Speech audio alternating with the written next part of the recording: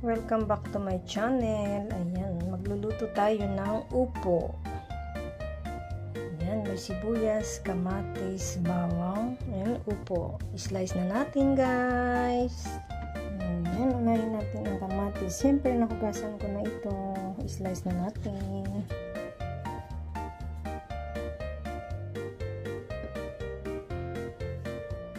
Slice na natin siya, guys. Dumi.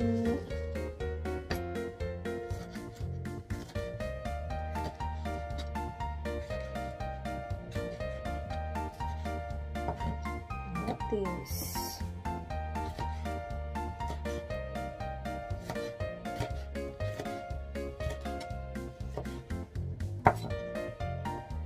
Ngayon lang ako makapagluto ulit ng upo. So, sibuyas talaga.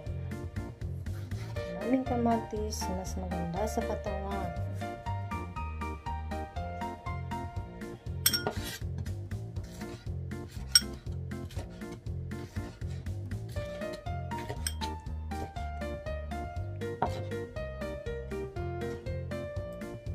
Isang upo kasi yung luluto ko, kaya kailangan natin ng maraming kamatis, guys, para mas masarap, malasa.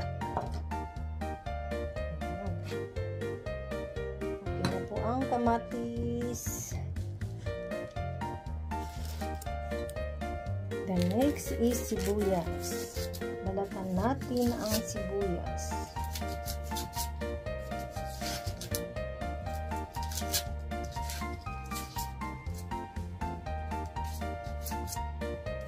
Ayan, sibuyas dito sa Japan, kulay puti siya.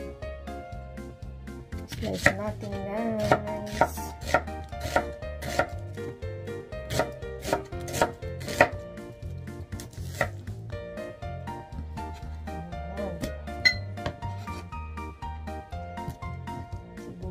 Isang laki.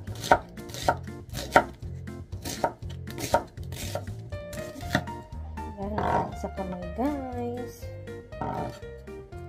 Ayan. Tapos na ang sibuyas. Yan, guys, ang bawang. Ito ang bawang natin, guys. Slice natin.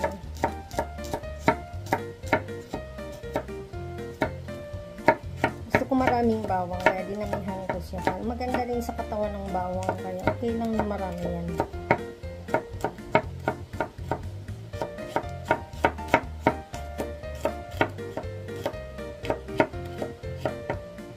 Lalo na high blood ako, kaya kailangan madaming bawang.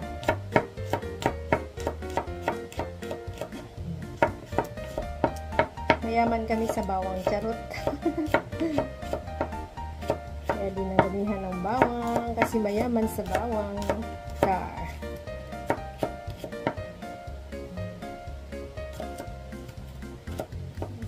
Maraming bawang. Maganda naman siya. Pampagengki. Ano yung pampagengki? Pampasigla.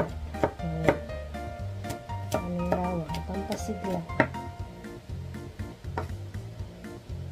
Ang dahon pa. May balat-balat pa. Okay na yan. Ganyan lang siya, guys. Yan, guys. Balatan natin.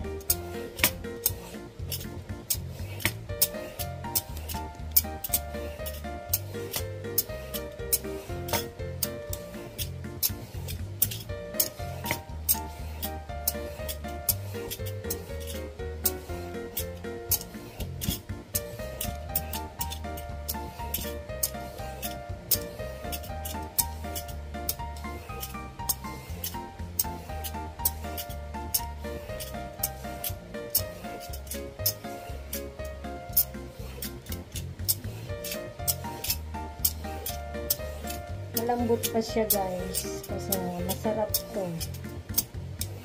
Murang-mura pa siya. Murang-murang upo. Yan, guys, tingnan nyo. Yan, guys, slice na natin. Marami siyang buto, kaya kailangan natin tanggalin ang mga buto.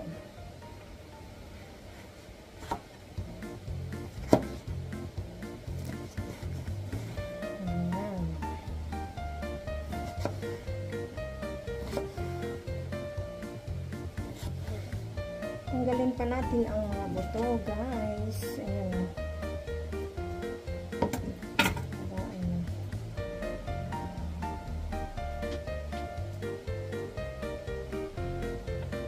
Ngayon siyang buto.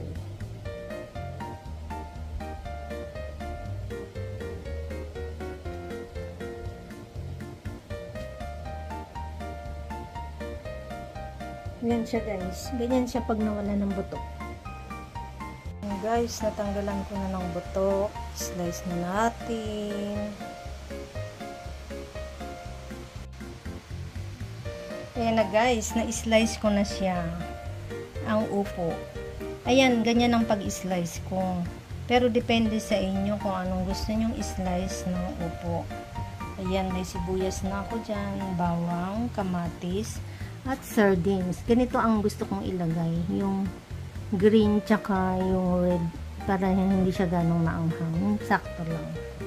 Ganyan lang, guys, ang ingredients ko. Tapos, syempre, lagyan na lang natin mamaya ng konting paminta, magic sarap, asin o toyo. Yun lang po.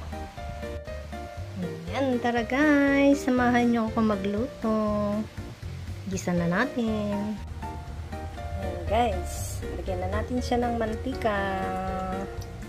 Konti lang. Huwag marami. Ayan siya guys. Tapos painitin natin. Lagay natin ang bawang. Ayan, mainit na yan. Lagyan na natin ang bawang.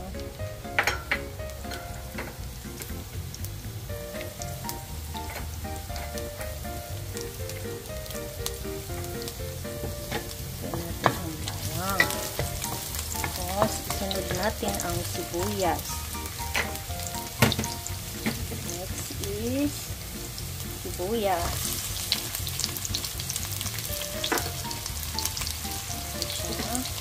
Haluin po natin. Hanggang sa maghiwa-hiwalay ang sibuyas at magkulay brown na siya. Mag-brown ng konti, saka natin ilagay ng tomato.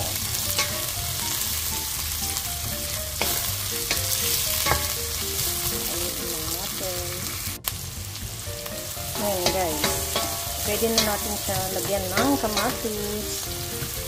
Lagyan natin ang kamatis. Ayan. Halu-haluin po natin. Ayan.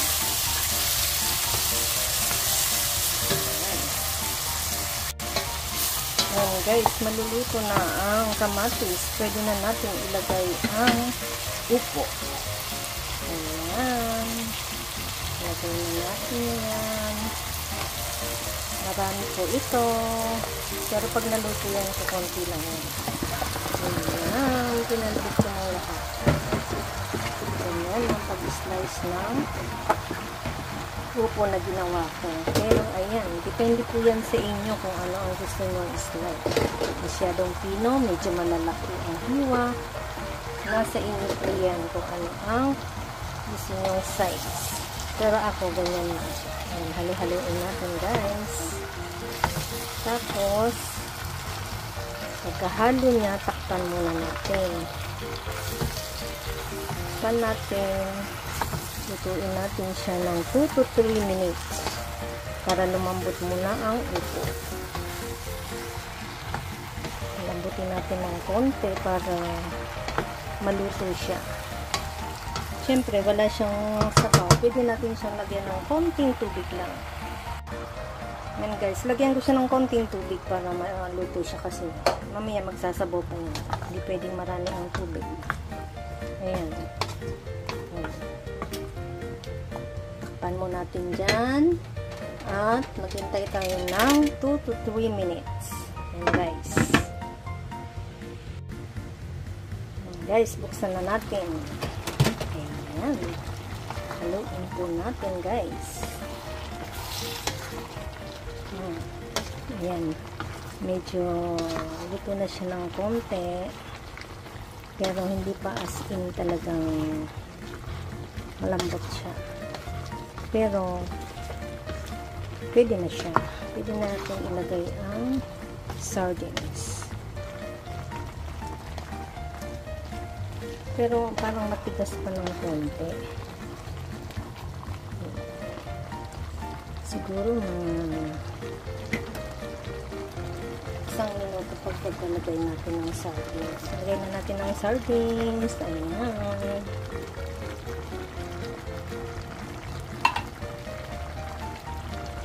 Ayan. Tapos haluin natin ng dahan-dahan para hindi madurog ang sardines. Pero depende sa inyo kung gusto nyo durugin ang sardines niya, okay lang po. Pero kung gusto nyo medyo buo-buo lang yung sardines niya, huwag na natin masyadong haluin siya para buo-buo rin siya. Tapos lagyan natin ng konting asin at pampalasa.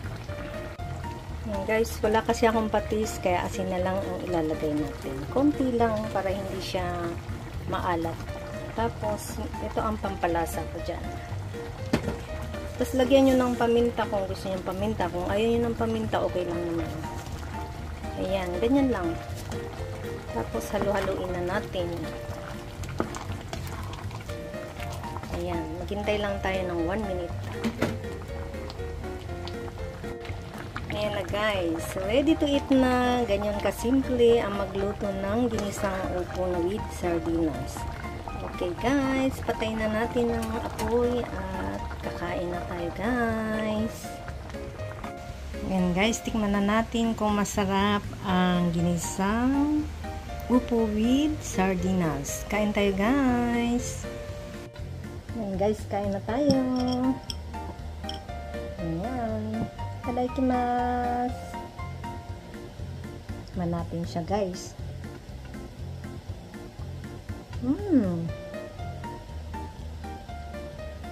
Ang sarap guys. Matagal ko nang ginakain ng upo na ginisa. Kaya ayan, miss na miss ko. Sabik na sabik. Napakasarap guys. Kain natin siya ng kanin. So yummy. Kain muna ko guys. Ayan.